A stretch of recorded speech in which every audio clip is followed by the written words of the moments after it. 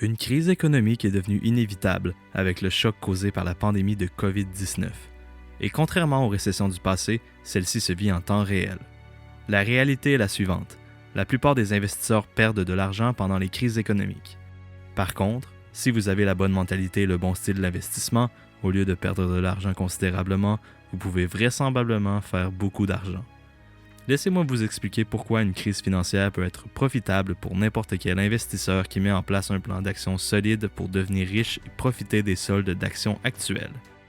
Avant de commencer, assurez-vous de vous abonner à la chaîne pour ne manquer aucune de mes vidéos et bonne écoute. Que s'est-il passé sur les places boursières ces dernières semaines? En quelques semaines, les places boursières ont connu des chocs très importants. Un krach boursier marqué par 3 dates clés. 28 février, c'est la première grosse chute des indices boursiers. En une semaine, le CAC 40, l'indice parisien qui regroupe 40 groupes français cotés en bourse, recule ainsi de moins 11,94% en 5 jours. C'est la première fois depuis la crise de 2008 qu'il chute aussi lourdement sur une semaine. La dernière semaine de février est donc celle qui a réellement lancé le début de la panique boursière avec le début de la propagation de l'épidémie en Europe. 9 mars.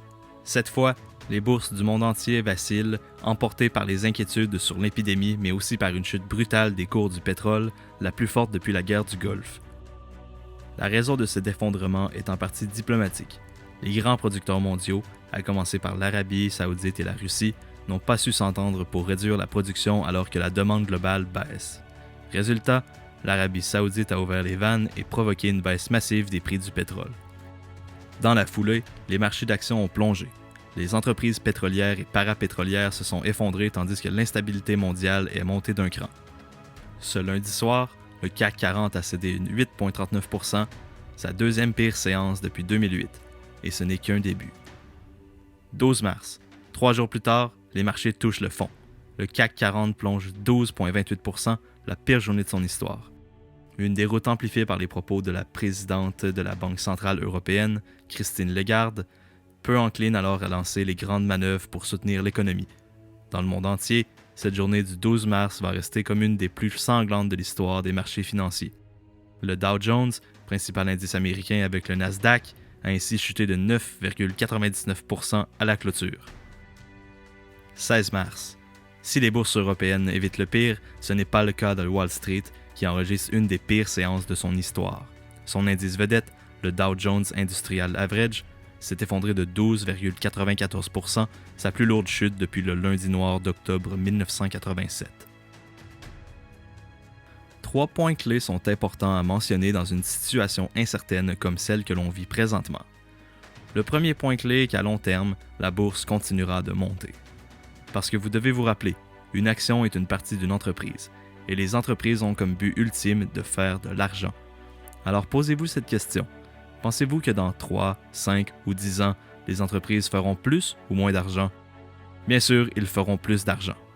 Comme Peter Lynch le dit, les profits de corporations augmentent de 8% en moyenne annuellement, ce qui veut dire que grâce aux intérêts composés, elles doublent leurs profits en moyenne chaque 9 ans, ce qui veut dire que les marchés boursiers doublent au même rythme.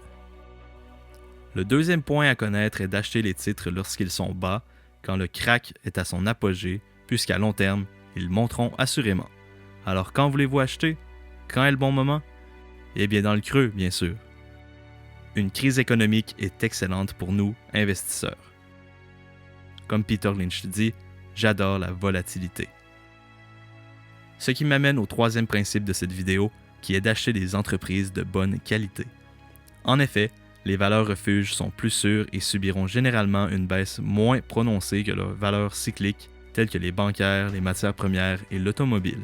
Mais une fois que la crise s'est installée, les valeurs défensives sont susceptibles de sous-performer car, dès que le marché se rétablit, ce seront les cycliques qui auront la croissance la plus forte. Ainsi, pendant que vous conserviez l'action d'une entreprise de grande distribution qui s'est appréciée de 10% malgré la crise, les actions bancaires massacrées par les marchés pourraient prendre 50% lors du rebond. Surtout, toutes les valeurs refuges ne résisteront pas nécessairement.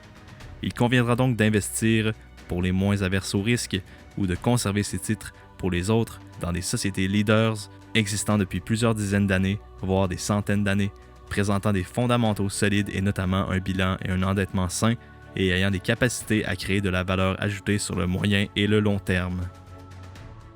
Personne ne pourra prédire le futur de la bourse dans le court terme. Ce n'est juste pas possible. Peut-être pourront-ils être juste une fois ou deux s'ils sont chanceux, mais il est impossible de le faire sur une base régulière, sinon ils seraient incroyablement riches.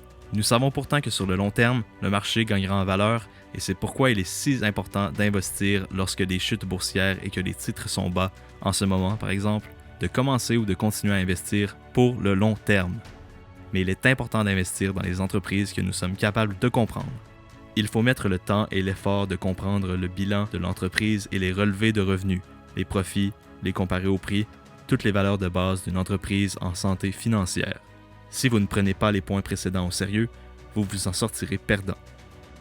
Une autre chose importante à savoir est de connaître l'histoire du passé. Si nous revenons dans le temps de 75 ans, cela nous donne une bonne idée de comment le marché fonctionne. Les chutes, les points bas, sont généralement les meilleurs moments pour acheter des titres quand les prix sont bas. Pas nécessairement quand les choses vont bien, car les prix sont plus élevés. Voici pourquoi il est important d'avoir de l'expérience, des connaissances et de l'expertise. Il y a deux façons d'approcher ces choses.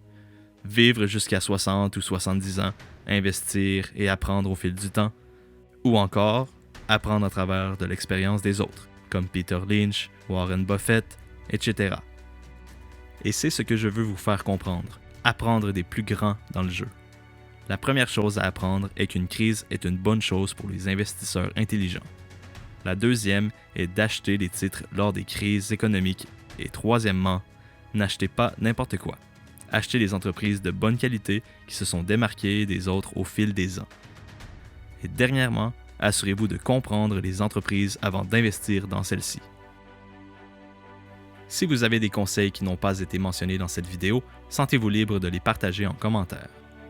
Merci d'avoir écouté cette vidéo. Si vous avez apprécié, n'oubliez pas de laisser un j'aime, cela m'aide grandement. Pour voir d'autres vidéos dans ce genre, assurez-vous de vous abonner pour ne manquer aucun contenu lié à l'accès au succès.